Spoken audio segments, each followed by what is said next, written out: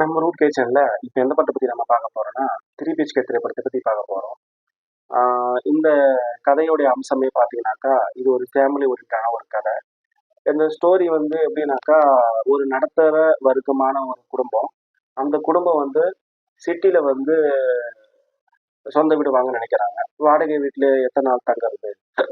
நமக்குன்னு ஒரு சொந்த வீடு வேணும் அப்படின்னு எல்லாமே கணக்கு போடுறாங்க. அதுக்காக மணிய வந்து சேவ் பண்றாங்க. அவங்க மணி சேவ் பண்ணிட்டே இருக்காங்க. ஆனா அவங்களுக்கு வந்து செலவுகள் வந்து வந்துடுது ஒவ்வொரு கட்டத்திலயும். சித்தார்த் வந்து அதாவது பள்ளி படிப்பு முடிக்கிறாரு, அப்புறம் கல்லூரி படிப்பு முடிக்கிறாரு. முடிக்கும்போது அந்த சேவ் பண்ண மணியை வந்து இவருக்கு வந்து செலவழிக்கிறாங்க. கவர்மெண்ட் ஸ்கூல்ல மீதா ரகுநாத் வந்து படிக்கிறாங்க. ஸோ இப்படி படிக்கும்போது குடும்பத்துக்குள்ளே ஒரு தியாகம் ஏற்பட்டுருது.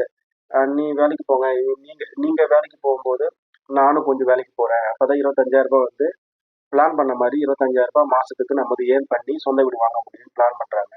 அது பிளான் பண்ணி வரும்போது பல தடைகள் வருது. தடைகள் வரும்போது இப்போ என்னன்னாக்கா, ஃபர்ஸ்ட் ஹாப்ல இவங்களுடைய தடைகள்லாம் காட்டிடுறாங்க. என்னெல்லாம் பிரச்சனைகள் வருதுன்னு சொல்லிட்டு அக்கௌண்டடா இவர் மறுபடியும் இவரோட டேலி வந்து படிக்கிறாரு. செகண்ட் ஹாப்ல மீதா ரகுநாத் பிகே முடிச்சிடுறாங்க. முடிச்ச உடனே அவருக்கு ஒரு கல்யாண ஏற்பாடு அலைன்ஸ் பார்க்குறாங்க. பார்த்து முடிச்சிடுறாங்க. இப்போ அந்த சேவ் பண்ண மணி வந்து 35 லட்சம் ஆயிடுச்சு. கல்யாண செலவு. இவங்களுக்கு ஒரு திருமண பந்தத்துல வந்து அவங்களுக்கு சரியான ஒரு ஈடுபாடு கிடையாது. ஏன்னாக்கா அந்த சண்டை பணத்திமிரில் இவங்க வந்து அடிமையாவே ஆக்கிட்டாங்க. அடிமையாக ஆக்கும்போது இவங்க என்ன பண்ணாக்கா, பிறந்த வீட்டுக்கே வந்துடுறாங்க. புகுந்த வீட்டு விட்டுட்டு யாருமே தரகுனாத்து.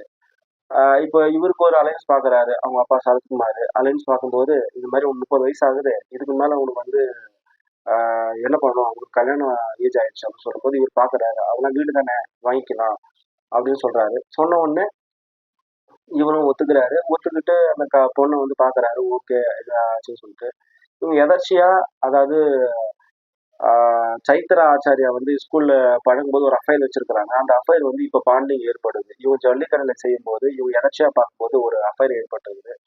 லவ் வந்து வீட்டுக்கு தெரிஞ்சு இந்த பொண்ணு தான் நான் வந்து கல்யாணம் கட்டிக்குவேன்னு சொல்லும் போதும் சரத்குமார் ஏற்க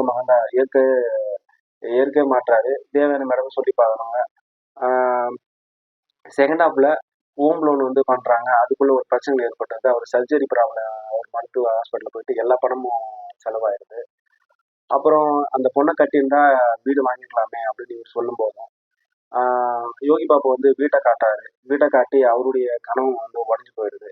கடைசியா அவருக்கு ஹோம் லோன் கிடைச்சதா அந்த வீட்டை சொந்த வீடு வாங்கினாருன்னு தான் கதையே. கதை பார்த்தீங்கன்னாக்கா, ஒரு நம்ம அன்றாட வாழ்க்கையில நம்ம பையனை எப்படி வளர்ப்போமோ, பொண்ணை எப்படி வளர்ப்போமோ அது மாதிரி ஒரு சேனல் தான் டைரக்டர் ஸ்ரீகணேஷன் வந்து நல்லா எடுத்திருக்காரு. செகண்ட் ஹாப்ல பார்த்தீங்கன்னாக்கா, இன்னும் கதை அம்சம் வந்து ஃபர்ஸ்ட் ஹாப்ல ஸ்லோ மோஷன் போனாலும் செகண்ட் ஹாப்ல நல்லாவே திரைக்கதையை வந்து உருவாக்கி இருக்கிறாரு. கிளைமேக்ஸ்ல பார்த்தீங்கன்னாக்கா, நல்ல ஒரு